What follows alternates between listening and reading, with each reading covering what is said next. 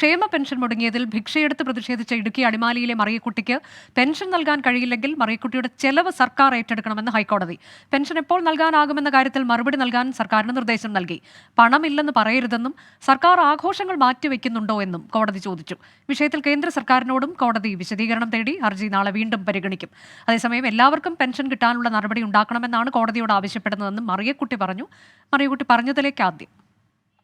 എനിക്ക് നല്ല സന്തോഷമുണ്ട്. എനിക്ക് ഇത്രയും ആക്കി തന്നെ കോടതിയോട് ബഹുമാനമുണ്ട്. എനിക്ക് ഈ ഗവൺമെൻറ്റിന് എനിക്ക് വിശ്വാസമില്ല. എനിക്ക് ഇന്ന് വരെ ഞങ്ങളെ ഇട്ട് കഷ്ടപ്പെടുത്തതായി ഈ ഗവൺമെൻറ്. ഇപ്പം ഇഷ്ടംപോലെ പൈസയുണ്ട്. അല്ലെങ്കിൽ ഇപ്പോൾ ഈ വിനോദയാത്രയ്ക്ക് ഇറങ്ങേണ്ട കാര്യമില്ല. ഈ ജനങ്ങളെ പട്ടിണിയാക്കി വെച്ച് ഈ വിനോദയാത്രയുടെ ആവശ്യം വല്ലതും ഉണ്ടോ? കോടിക്കണക്കിന് മുടക്കിയല്ലേ ഇത് നടക്കണം. ജനങ്ങളുടെ കാശല്ലേ ഇത്. ഈ നികുതി മേടിക്കുന്ന കാശും കൊണ്ടൊക്കെ ഈ പിണറായി ഈ വിനോദയാത്ര ചെയ്യേണ്ട കാര്യം എന്നാ? ശ്രീകാന്താണ് വാർത്തയുടെ വിശദാംശങ്ങളുമായി ചേരുന്നത്. ശ്രീകാന്ത്, കോടതിയെ സംബന്ധിച്ച് മറിയക്കുട്ടി VIP ആണ് എന്നൊരു പരാമർശമൊക്കെ ഇന്ന് കോടതി നടത്തുന്നത് നമ്മൾ കേട്ടു.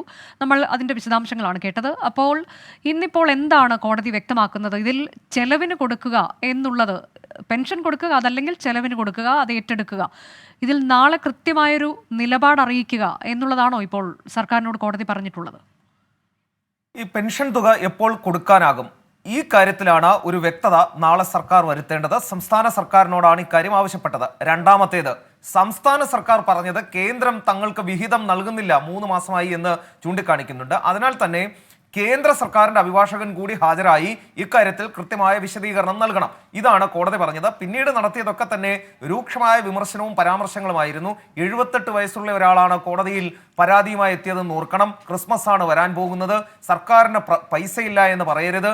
എല്ലാ ആഘോഷങ്ങളും നടത്താനുള്ള പൈസയുണ്ട്. 1600 രൂപ സർക്കാരിന് വലിയ തുകയല്ലായിരിക്കും, പക്ഷേ മറിയക്കുട്ടിക്ക് അത് വലിയ തുകയാണ്.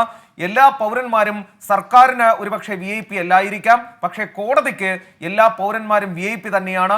പൗരന്മാരുടെ വിഷമം കാണേണ്ടതുണ്ട് തുടങ്ങി അങ്ങനെ നീണ്ടുപോയി കോടതിയുടെ വിമർശനങ്ങൾ. ഈ വിമർശനങ്ങൾക്കെല്ലാം ഒടുവിലാണ് നാളത്തേക്ക് കേസ് മാറ്റിവെച്ചത്.